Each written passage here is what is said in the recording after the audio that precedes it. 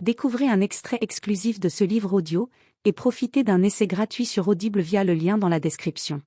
Avant-propos. Chers lecteurs, chères lectrices, j'espère que vous êtes aussi heureux que moi de tourner les premières pages de ce nouveau titre de Lucinda Riley. Si vous vous êtes passionné pour la série des 7 sœurs, vous devez être impatient de laisser Lucinda vous transporter vers de nouvelles aventures. À moins que vous ne soyez sur le point de découvrir son œuvre, attiré par la promesse d'une intrigue policière bien ficelée. Dans ce cas, je me dois de préciser le contexte de cette parution. Pour celles et ceux qui l'ignorent, Lucinda, ma mère, est hélas décédée le 11 juin 2021 des suites d'un cancer de l'œsophage diagnostiqué en 2017. Je suis son fils aîné et son co-auteur. Je m'empresse d'ajouter que je ne l'étais pas sur ce roman. Ensemble, nous avons créé la série des Guardian Angels pour les enfants, et je suis à présent chargé de compléter son immense héritage littéraire en achevant le 8e et dernier roman de la série des 7 sœurs. Pour cette raison, j'aimerais vous raconter la genèse du présent roman. Sachez qu'il fut écrit en 2006.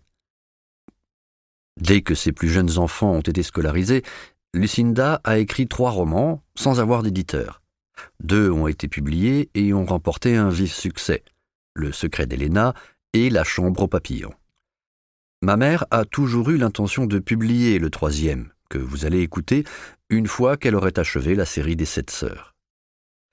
Lucinda a beaucoup réécrit Le secret d'Helena et La chambre aux papillons, comme tout auteur qui reprend un texte au bout de 10 ans.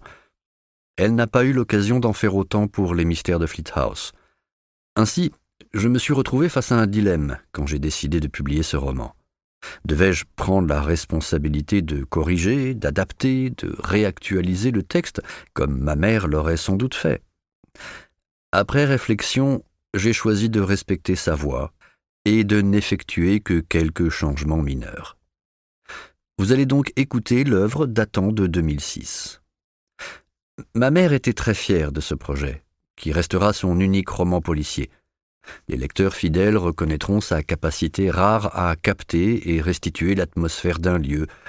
Il est intéressant de noter que, à l'époque où elle a écrit ce roman, notre famille vivait au cœur du vaste paysage plein de mystères qui sert de cadre à l'intrigue. De plus, l'école du Norfolk, décrite dans le livre, s'inspire fortement de l'établissement fréquenté par ses propres enfants. Par chance, il ne s'y est rien passé d'aussi dramatique. Les secrets du passé ont toujours influé sur les événements présents. L'inspectrice Jazz Hunter est un magnifique personnage digne d'exister dans sa propre série, et je suis sûr que vous en conviendrez. Peut-être en aurait-elle... Livre audio complet gratuit disponible en description de cette vidéo.